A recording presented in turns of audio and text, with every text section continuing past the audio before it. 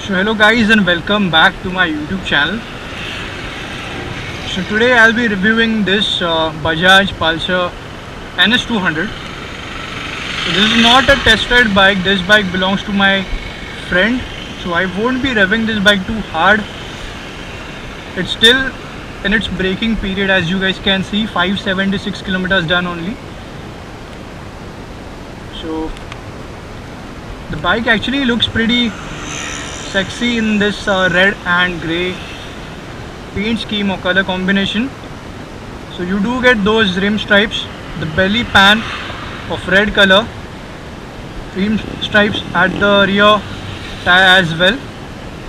Then good looking NS200 graphics, the similar looking grab rails which we have already seen on the older generation NS AS200 bikes. The tail section remains unchanged. So the seat is well cushioned actually. Other than that, we do get backlit switches, and the bike comes with all new BS4 compliant engine. We'll talk more about engine and everything later. And the bike also comes with automatic headlight on feature. So without talking much, let's get started. So the seating position has not changed as compared to the previous generation NS or AS200 bikes. The major difference is the throttle response. This is smooth, and by smooth I mean smooth AF. There are no actually vibrations whatsoever, because my brother has a Pulsar AS200 and I will be comparing this bike with that. So the first thing you notice after sitting on the bike is the refinement level of the engine. The engine puts the same number of power, same number of torque. Power figures are unchanged, but the thing is changed is the refinement level of the engine. And previously, like if I ride my brother's AS200, I do feel vibrations on the handlebar as well as on the foot pegs. And if I'm sitting as a pillion, then I do feel vibrations for the grab rails. Well, that thing is missing or reduced considerably as compared to the Dominar 400. This bike is lot more smoother as compared to the Dominar 400.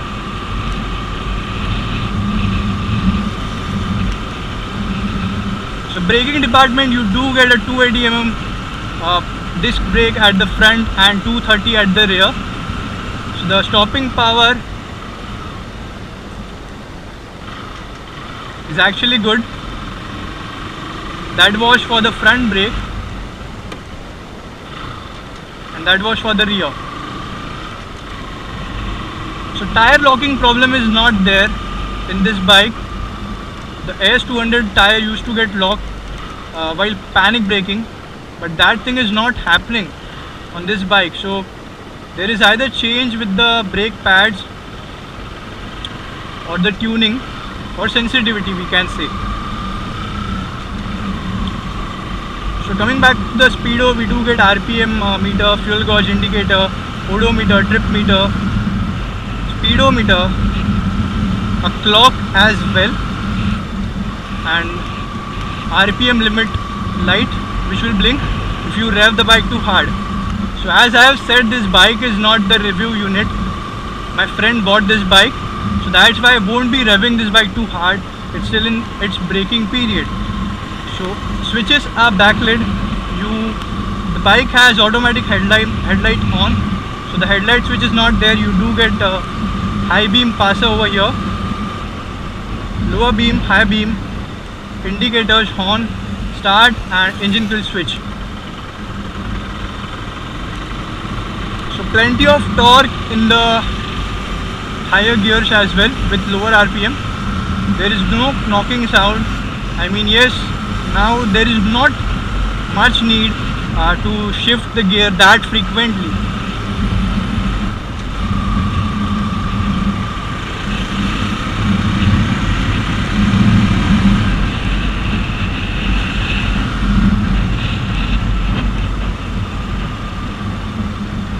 tire grip is good.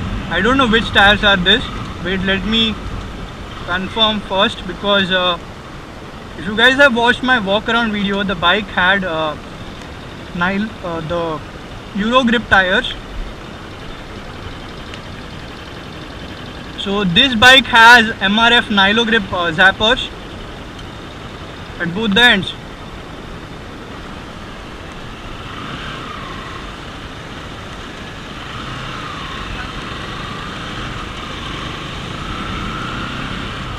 So this bike has MRF tires. Some bikes do come with Euro grip tires. So at the time of paying the amount to the guys, make sure that you mention you want MRF tires on your bike, or else you might get Euro grip tires. I mean, yes, the tires are not bad, but if you compare with MRF offers much more grip as compared to the Euro grip tires. So flickability, maneuverability is there. The bike feels light. I mean, yes, the handle has clip-ons, but it's not that heavy. You don't actually lean on the bike, so there won't be any pressure on your palms and your back as well as on your neck. That's the good thing. The riding position is almost upright even if the bike has clip-ons.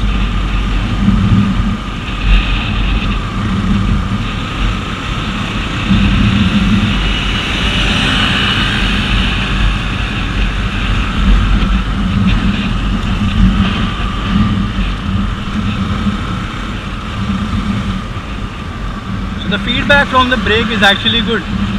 You guys can see. Let this Wagoner guy pass. Okay. The feedback from the brake levers is sharp and accurate. So even if the bike doesn't come with ABS, the brakes are actually good. Oil spills over there.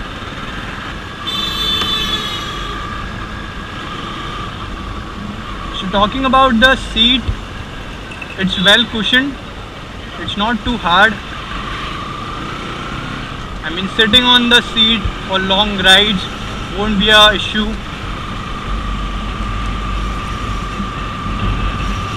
The cushioning is accurate, it's not too hard, but at the same time to provide you the required confidence while riding in traffic or riding in ghats, leaning the bike won't be that issue. So we are going to traffic now just to test if the bike heats up. The throttle is so smooth.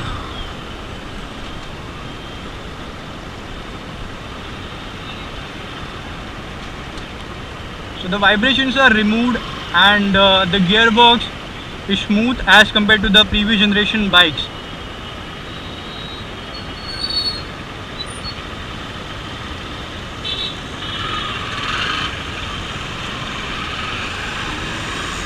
I mean, yes, the gear shifts are smooth. You don't feel the gearbox to be hard or is under pressure if you shift the gear in the lower RPM. Well, that was the case with previous generation NS bikes, because the gearbox was not that hard, but yes, that was hard. Like AD ka zor laga ke you need to shift the gears. Well, that's not the case with this particular bike.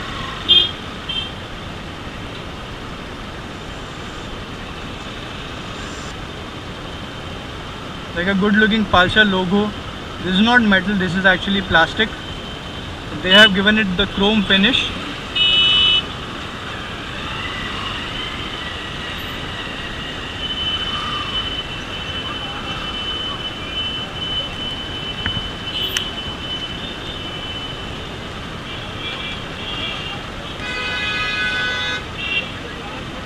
The foot pegs are not that rear set.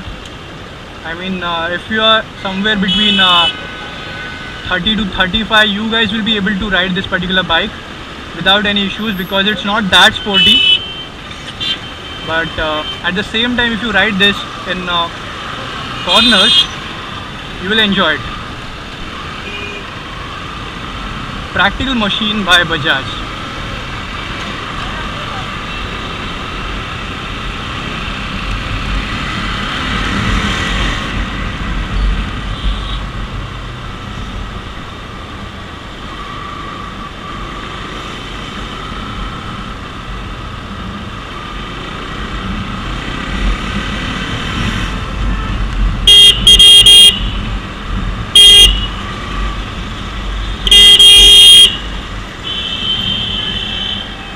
On के झक मारने के लिए मार रहा हूँ क्या मैं? लेफ्ट में लेते जा रहे हैं यार, दिमाग कम.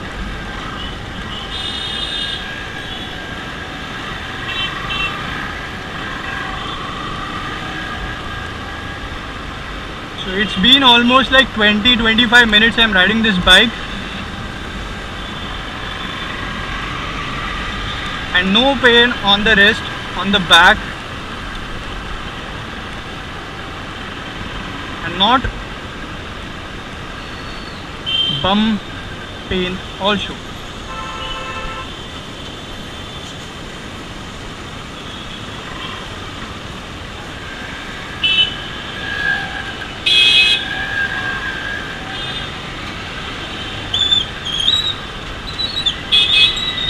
So I'm not actually feeling any kind of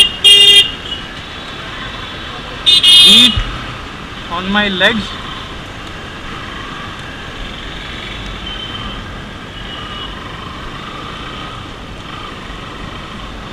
Seems like the coolant and radiator fan is doing its job perfectly.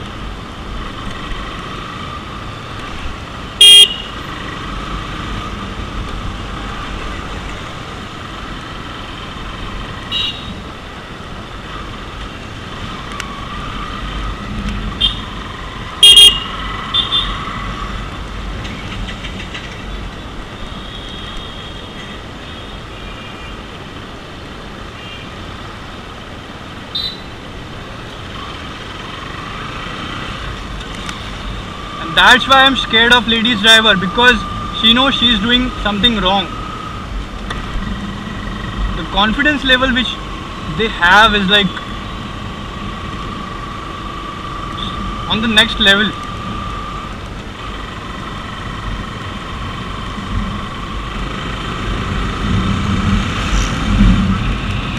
So plenty of torque in the lower RPM.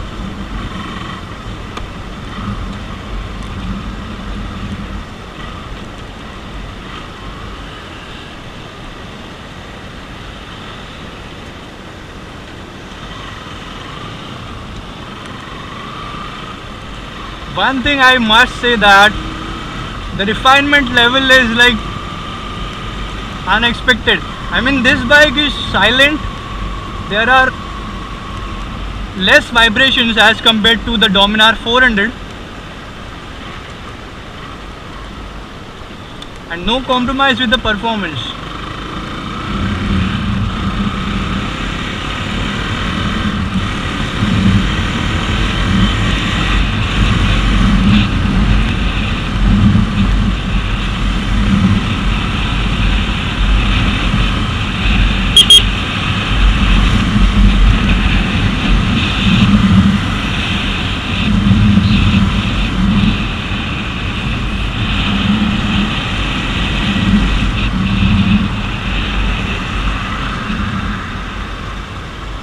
There you see the feedback from the front brake lever.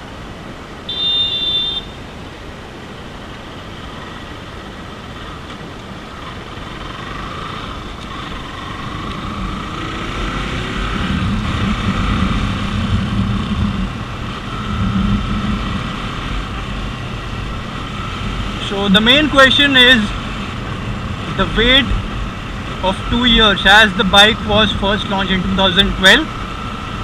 It discontinued in 2015, and then they relaunched it in 2017. So in terms of the refinement of the engine, the paint scheme, the paint job, the quality of the switches,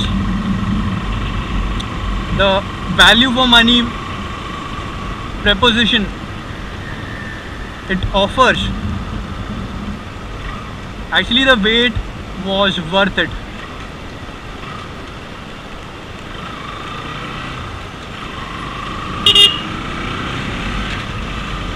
Yes, the bike is well built, vibrations are less.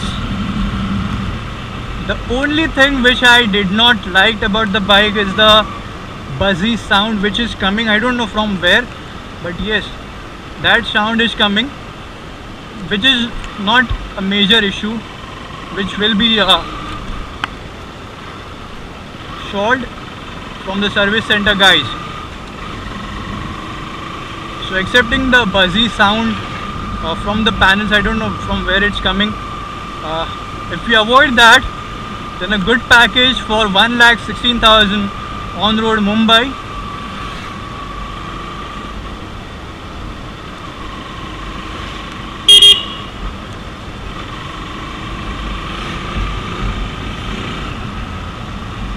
The only thing which I personally feel Bajaj should offer is optional ABS on this particular bike.